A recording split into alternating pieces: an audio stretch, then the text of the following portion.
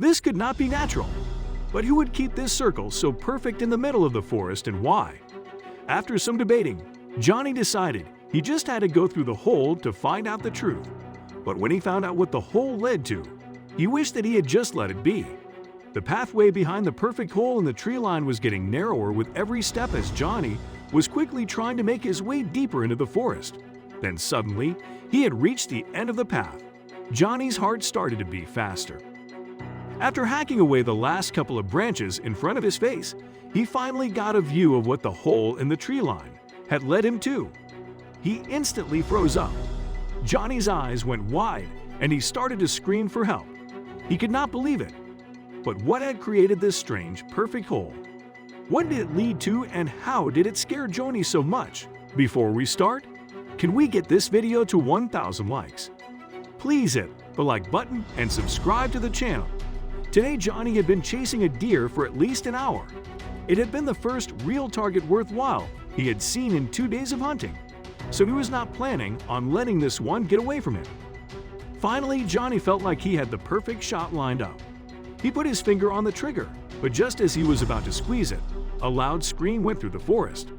This distracted Johnny enough to miss his easy shot. The deer got spooked and ran off, but Johnny saw where it was going. But he could barely believe it at first. When the deer jolted away after being scarred by the missed shot, it escaped through a strange hole in the tree line. Johnny carefully got closer to the hole to see if he could maybe learn some more about it. Johnny started by inspecting the edges of the circle. He wanted to see if he could find any signs that they had been recently cut into this perfect circle. That scream, it almost sounded human this time. Could there be people around here? People in need? Maybe they had found this hole before him and went through to explore. Johnny felt his heart starting to race when he wanted to set the first step through the hole. But he could not just ignore the scream, right? He started slowly but surely making his way on the path. It quickly got to a point where Johnny was sure the deer that had fled could not have gotten to. What he also noticed is that it seemed like nobody had made their way across this path in a long time. He really struggled to get through all the branches, but before he went through it, everything was still completely intact. Just like with the prefect hole.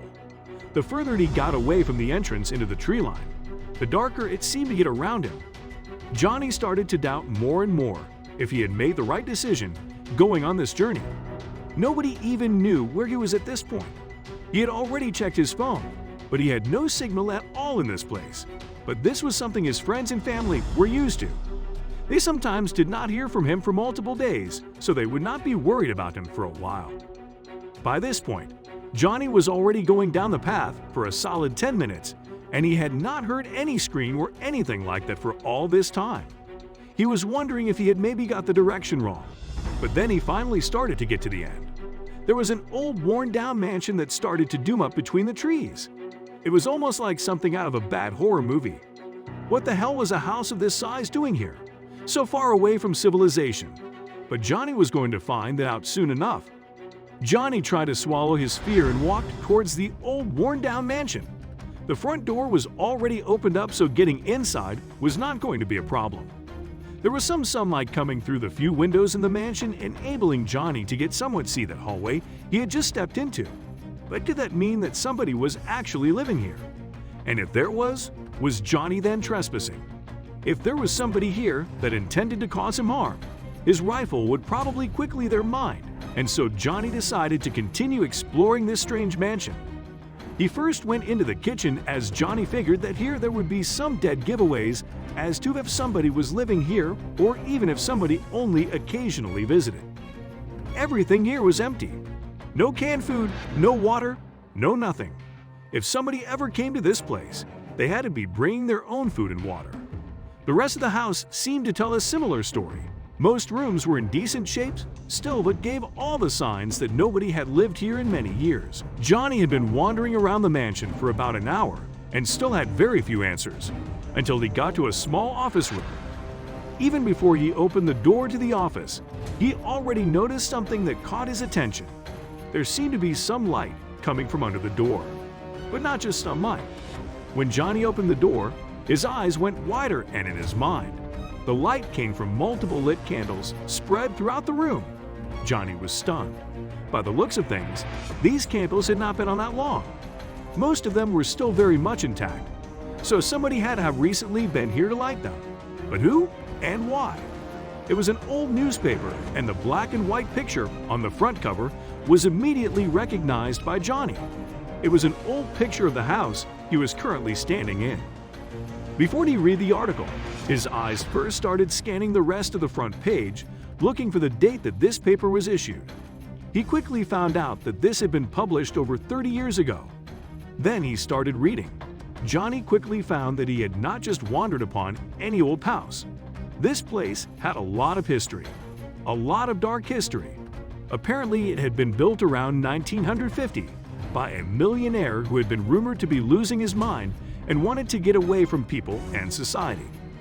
But about 10 years later, it had been discovered that this had all been a lie and that the millionaire had just wanted an isolated place where he could give in to all his evil desires, which were never supposed to see the light of day. It was only because a young man had managed to get away from this place and report everything he had experienced to the police. The millionaire had been arrested only days later, and the house was left behind abandoned. The article had called it the Devil's House, and seeing as probably nobody had wanted to buy it due to its history and the location, it had just been left to be reclaimed by nature. But judging by the decent-looking inside of the house and the lit candles, somebody did not agree with this.